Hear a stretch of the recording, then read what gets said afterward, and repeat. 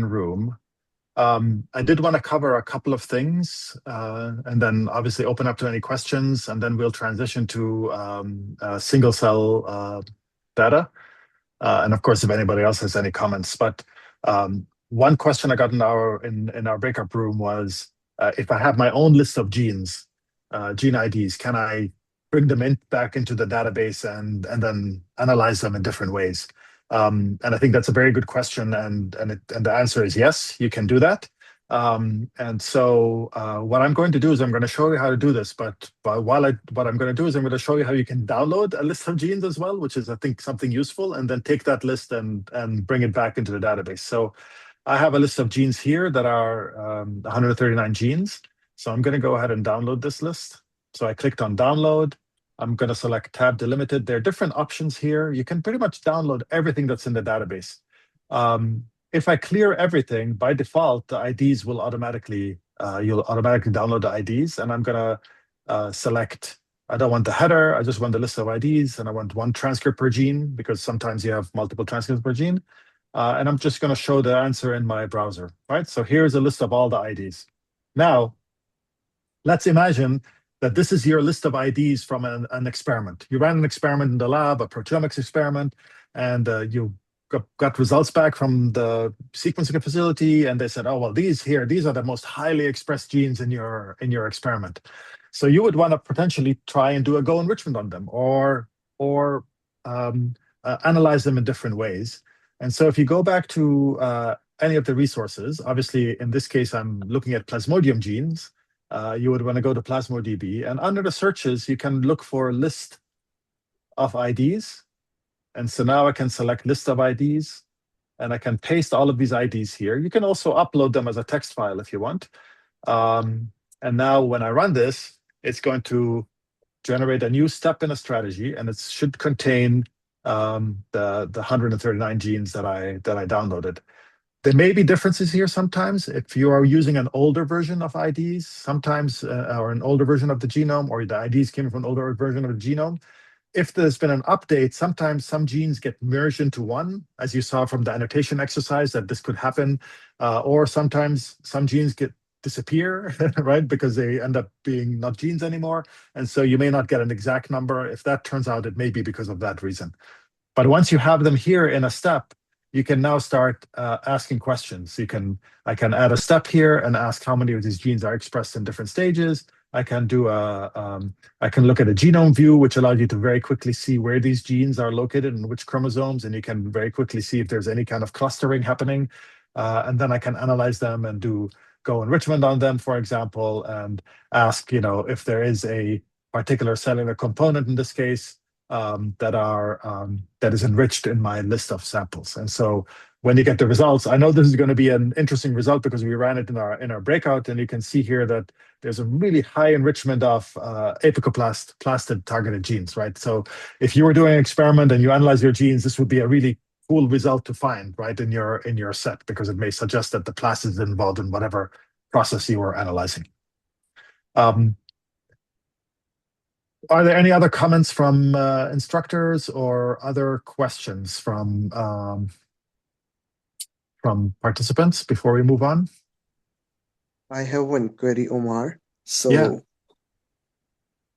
I have been using PlasmoDB for quite some time, but I never saw a way to alter the background genes. So for instance, if the genes were not captured in my transcriptome datasets, I don't know whether they're differentially regulated or not. And so it would make sense to remove them from background set as well, because we can't say, we are not sure about their status, or they were filtered before differential expression analysis. Right. So you want to be able to define what your background is, basically, and not use the whole genome as a background. Yeah. So you're right. We don't have that functionality yet. We've talked about it internally quite a few times, in particular in the context of being able to do gene set enrichment analysis, because you could imagine, defining your set of background, or not background exactly, but your set of genes that you want to use and analyze and look for in, so having two sets of genes, essentially defining what your background is to look for enrichment. Yeah, we don't have that feature yet available. It's something that's on our list, and I would highly recommend that you click on the contact us link at some point, Rahit, and just make that suggestion. It's nice for us to hear it from users and explain your use case.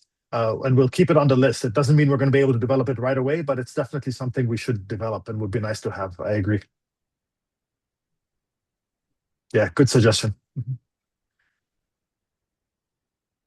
Other comments or questions?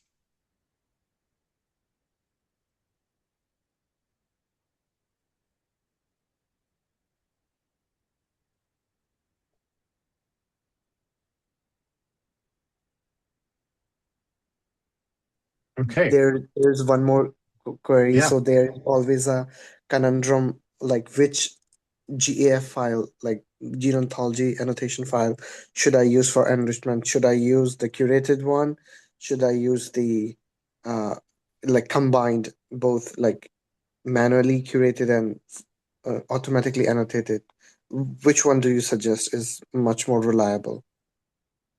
So yeah, goes back to what I was saying earlier that I typically select both or the computational one, but I think I would select both. You want to basically cast the widest net possible.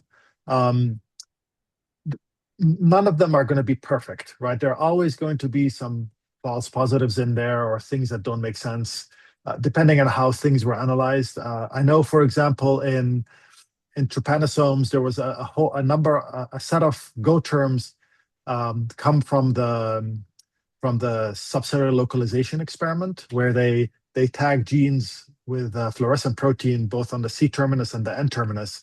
And then they looked at the localization and they said, oh, this one is going to the flagellum, so we're going to give it the cilium Go term. And then this one is going to the mitochondria, so it gets the mitochondria or candidoplast Go term. But unfortunately, because of the way the experiment is done, you may get the same protein may target to more than one location because if the targeting signal is on the N terminus and you put an N terminal tag on it, you're going to mask the targeting sequence. So now your protein, instead of going to the membrane or going to a particular organelle, may be stuck in the cytoplasm, right? And then when you put on the C terminus, it actually goes to that organelle. So the protein may have two different Go terms associated with it. So that's where you can get issues coming in with some of the Go term methods. So the bottom line, I would personally, I try to cast the widest net possible and get the most number of Go terms, background with the most number of Go terms, and start with that as a starting point. It doesn't hurt, if something is truly Go enriched, unless there's a huge difference between the curated and the computationally annotated. And often I guess there would be a big difference. In theory, those things that are really enriched should still come out. But again, I can't speak to, sometimes the curated ones are not that many, and then that will not work as well. So I hope that helps. I know I kind of went around in circles. The bottom line, I would select all of them and cast the widest net possible. One last thing before like you proceed. So for toxoplasma, when I do gene ontology analysis, I also get go terms such as photosynthesis, chlorophyll, biosynthetic process. Um, I don't know uh, who put them there, but how do we? So if we spot like a like a erroneous go term, how do we report it? Like for Yeah, correction. I mean that's a really good point. So in the case of Toxoplasma and other apicomplexan parasites, because they have this plastid, which is has photosynthetic origins, basically, where it's evolutionary history as a endosymbiont, a double endosymbiont, basically. Um, it does have some history in with photosynthetic organelles, and as a result, you will get some of this stuff in there. In fact, you will find genes in Toxoplasma that are orthologous to chloroplast genes or plant genes, for example. And so my suspicion is that that's where those came from. We, for example, On the first day, we looked in the genome browser, we looked at this gene, the acetylheptulose 1,7-bis phosphatase gene, right? That gene is actually typically found in, is expressed in the chloroplast and is involved in the part of the dark cycle. And it was actually kind of surprising that it's found, the SPPase is found in apicomplexa, and in fact, it's found in some trypanosomes, but not all of them, which is quite interesting. But as such, if a gene is typically involved in photosynthetic processes, it will automatically get this Go term because that's the Go term that's associated with that. Yeah, it's not an easy solution in these cases, but at least in the case of toxoplasma, you can sort of rationalize it biologically because of the evolutionary history of the apicoplast. Hopefully that makes sense to you. Okay. Thank you, Omar. Yeah, you're welcome. Okay, so let's maybe move on since we're running late, and we'll turn it over to Catherine, and you will talk about single cell data. Yeah. Okay, all yours.